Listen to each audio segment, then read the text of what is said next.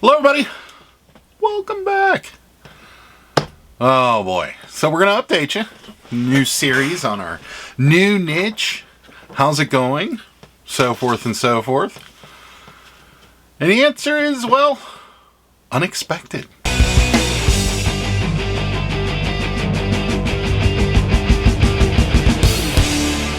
So what do I mean by unexpected? Well, so for those of you that didn't watch the last video, I encourage you to go back and watch. We decided that we needed another niche. Why did we decide that? Well, we want to make more money. And that's the easiest way for us to do it. Now, you know, we aren't the type of store that we do sell a little bit of everything, but we want to be able to sustain rather than go through these peaks and valleys. So the easiest way of doing that is having several things on our store that we sell regularly. And we do Cabbage Patches, postcards, ephemera, and we do like linens and things of that nature, towels and such like that. And that is a niche, but there isn't a lot of that on our store because it's not that easy to find. I take that back. It is easy to find. It's just easy to find with a decent amount of profit in it. So we decided to expand a little, and we decided that something we see a ton of in our local area is collectible glass or figurines or ceramic, whatever you want to call it. Tchotchkes, we'll say. We see a lot of that. So we decided we're going to add that on because we've avoided that ever since we got into reselling because it can be very problematic. You get a lot of breakage and you get a lot of things that are, maybe not what you expect them to be and so forth. So we've avoided that. And so just recently we decided we're going to go out, we're going to hit some thrift stores, which is not something we normally do. But to get started, it was the easiest and quickest way to figure that out. So that's what we did. We went out to 3 or 4 thrift stores, maybe more. And we bought a few things, but during that time, something unexpected happened, which has changed this entire thing. So I'll tell you the story. So we go to this thrift store that's kind of near our house, and we don't go there often because the vast majority of things that we sell, they don't have a lot of it. They're very clothing heavy. The whole middle of the store is clothing. Now, if you've watched this channel for any length of time, you have seen this thrift store. It's the one that notoriously has broken carts. When we sold clothing, we went there fairly frequently. And even towards the tail end of us selling clothing, we kind of stopped going there because a lot of the stuff that we knew would sell just wasn't there. They just have a lot of junk, we'll say. But they do have a lot of like knickknacks and glass and things of that nature. So we're like, you know what? Let's go back. So we went back, and on the way in, there's always this chalkboard. Most thrift stores are like this, with, stickers or price tag colors that are on sale. And this one said, red and white, I believe, and I could be wrong, 50% off. And then everything with a green tag was 99 cents. And I have done this before. I went there one time and I cleaned out every pair of women's shoes that were in good shape for 99 cents. And I felt like a total creepo doing it. I literally had a cart full of like heels and wedges and women's sneakers. And I'm like, here by myself. But it was a deal. And over time, when we first listed them, we were like, okay, this was probably not the greatest investment. We shouldn't do that. But over time, that has proven to be a very good purchase. So when we went to this thrift, I guess you're seeing where this is going. So we went to this thrift store and it happened again. We got a whole cartload of these like women's shoes, and we've already sold some of them. So the niche into glass has now transformed. Yes, we're still going to do, try and go out and get some collectibles and glassware and knickknacks and things of that nature that will sell. because, that's what we wanted to do initially. We did, however, uncover some truths. And this was for the purpose of, kind of making this video and talking to you guys about it is, you see it, if your area is like our area, you're going to see a ton of that stuff. You're going to see shelf upon shelf upon shelf of this, like, breakable, maybe vases, candy dishes, figurines, plates, coffee mugs, and all this stuff. And you're going to think to yourself, some of that's got to be worth money, right? Some of it is, yes. But the vast majority of it is worth not much of anything. And when I say that, I'm not saying that lightly as if, you look things up on eBay and you see a couple of them sold for $10 or $15. That's not what I'm saying. I'm saying you look them up and there's 30 listed, 0 sold. Or 25 listed, 1 sold. Or something to that effect. So we were seeing a lot of that when it came to just the particular stuff that we were looking for. Now, the shoes have turned into the the fourth or fifth niche of ours because, number one, finding athletic shoes in men's, men's or even unisex or women's, the popular ones is impossible around here. And we've tried. And, you can find an occasional, slip up, or you could find one that's maybe dirty that you got to clean, that you can make some decent money on. But vast majority of the time, when it comes to shoes in our area, unless you can know a guy, or unless you can pick a back room of a thrift store or something to that effect, which we would love to, you're pretty much stuck. And you're going to see Jordans, and you're going to see all these shoes, and they're going to be asking basically what eBay is asking for them. So we gave up on that a long time ago. However, women's shoes are very easy to get your hands on and cheap. And at this thrift store, they're 99 cents a piece if they have the certain color tag. Why not, right? Yeah, they're $10, $15, $25, maybe $50 if you're lucky shoes, but they're 99 cents. We're only buying the ones that are in decent shape, maybe require some minor cleaning. And they're kind of a no-brainer. We can list them we can undercut everybody on eBay, list them for $1 or $2 cheaper than what everybody else is asking because we only paid $1 for all of them, or per. So, that's how it's going. The glassware is, we're buying stuff. Have we sold anything? No. But we didn't buy that much stuff. We only bought 4, maybe 5 things. You guys, if you watched the live show, you saw the escargot plates that we found. We bought a few Department 56, I think. Department 50? I don't know. We bought a few of those figurines. We bought, a couple little knick-knack kind of different color glass things that we looked up and found that they were worth decent money. And that was really about it. What we did find was some women's shoes, and I'll throw them up here on the screen and you can kind of see what we've listed because we've found them, and we've already sold one pair that paid for the vast majority, paid for the first haul anyways, because we bought like 10 pair of shoes and we sold these for $15. So sometimes you don't know when the niche is going to come. Sometimes you just got to roll with what your area provides. And it just so happens that these people do this every week. They will change the color again next week. So we're just going to go back. And a lot of it is stuff that, we understand what it is. What it is they put out a certain color every week. And once that color gets to a certain age, they put it on sale so they can get it out of the store. And so we understand that the vast majority of what we're looking at is not going to be, desirable. Well, I shouldn't even say that, because I wouldn't say it's undesirable stuff. I'd say it's just stuff that people don't look for. Or maybe resellers or even people that are shopping at this thrift store. It's just not a common thing for people to buy.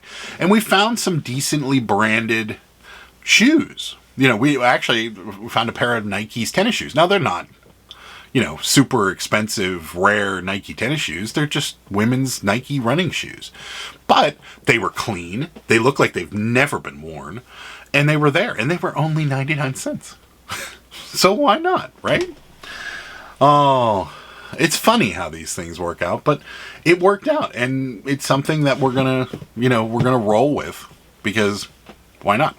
And I know what you're thinking. Sarah hates shoes.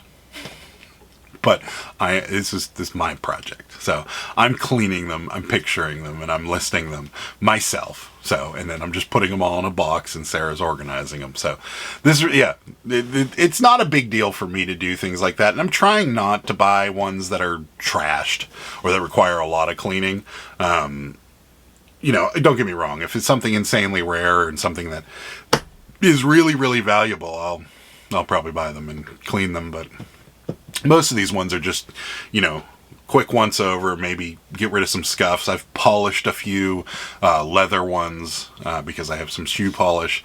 I've buffed a few and magic eraser on a few of them, and that's really about it. The biggest downside to doing any of this and cleaning these shoes, and it's so annoying, is these damn price tags they put on these shoes. These price tags, I don't know, what are they putting them on with super glue or something?